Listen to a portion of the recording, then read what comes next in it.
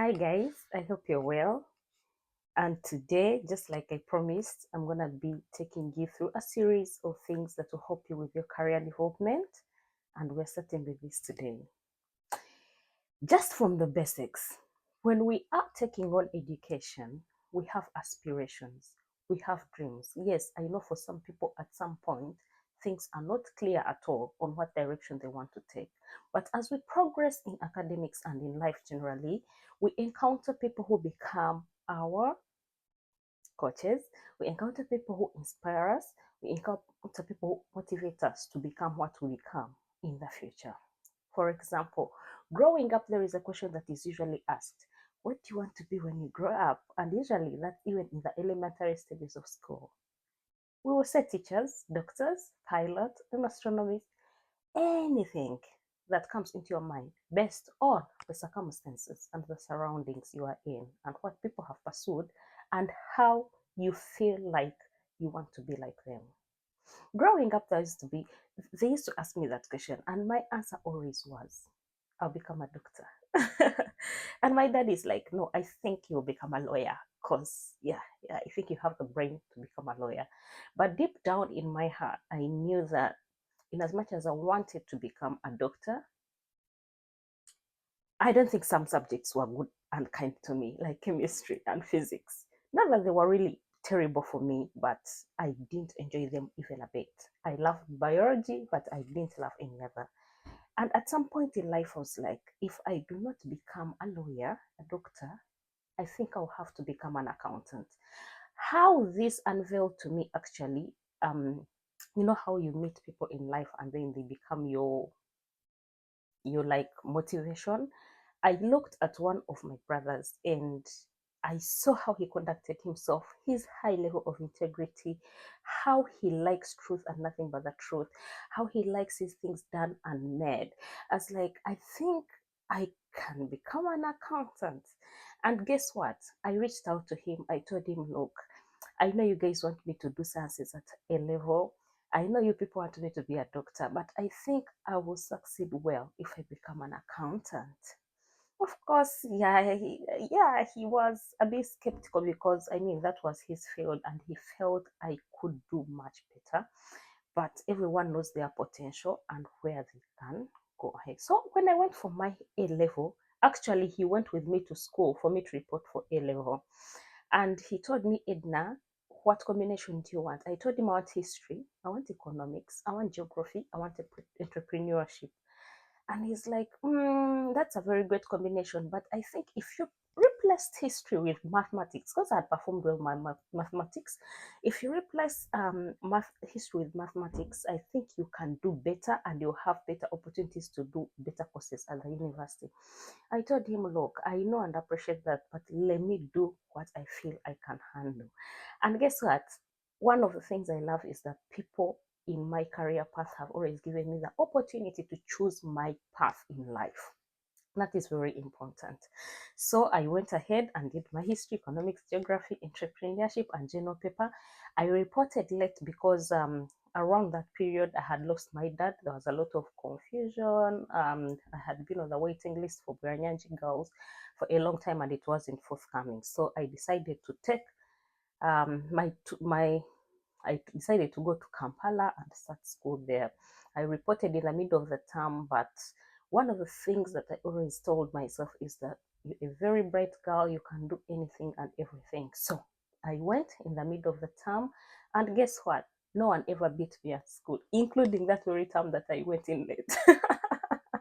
Yes, so I managed to um, complete my high school. And when we were filling exams, they are called job forms. So we were filling job forms. There was guidance, and then I told them I wanted to be an accountant. I had already made up my mind that I was gonna be an accountant in the future. But then my teachers, there was one of them, it's like, no, I think you do well with social sciences and stuff like that. So they filled for me forms, to be honest. I don't even remember what the first choice was. Then the director called me and was like, Edna, no, the potential you have, you can't do social sciences, you can't do this. And I'm like, indeed, I want to become an accountant.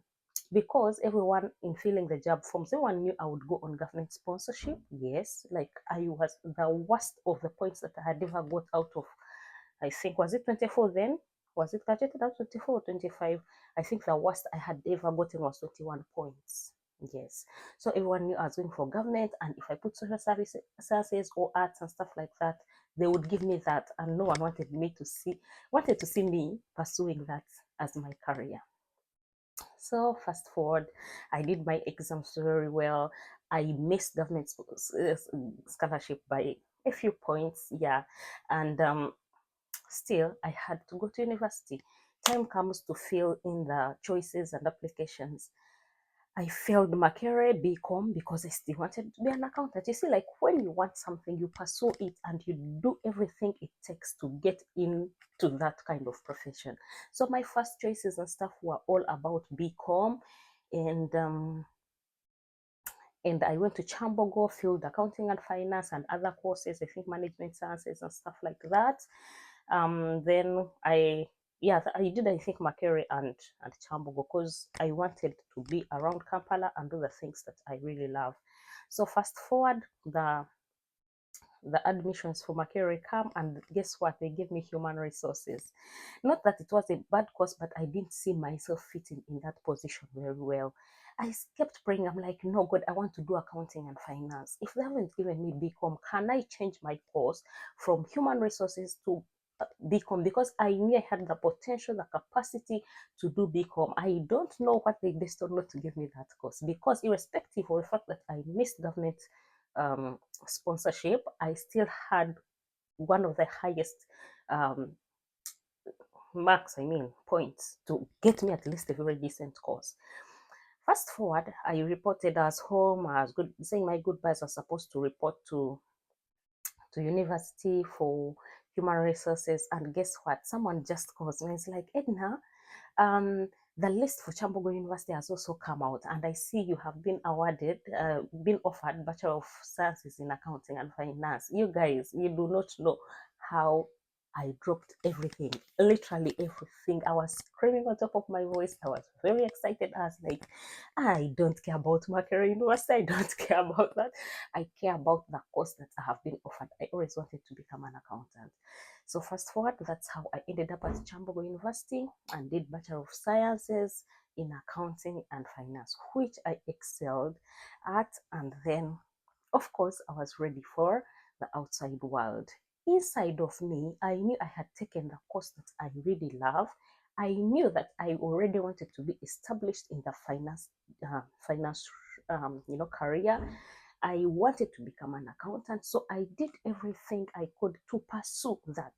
I made sure that even when I didn't take mathematics at A level, I was very good at economics. I had entrepreneurship. Geography was also one of the mandatory subjects. So I knew that irrespective of the fact that I hadn't taken mathematics, I would still have the course that I want. Yes, so that's how I chose my career path. That's how I chose the degree I want. And you know, when you're studying something which you have passion about, like everything in me, if I'm doing my accounting role, you need to see me when I'm in office. I'm not this person who is just smiling here and doing all this stuff. Yes, I do smile stuff, but all the passion comes out. I love numbers. Like, I love solving problems. I love making sure that the company organization statements are true to the dot. That data entry, that all the coding, that the budgeting, the execution, everything is to the point. Yes. So I loved that, and I know that is the career I wanted. And thank goodness I was established into it.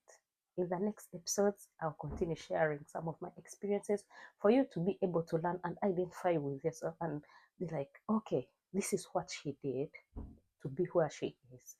I was very focused. I needed to know what I wanted. I had a mentor, so I looked at their life, studied their life, and I saw that their values really rhyme with the values that I have, and I knew that that is the profession I would excel on.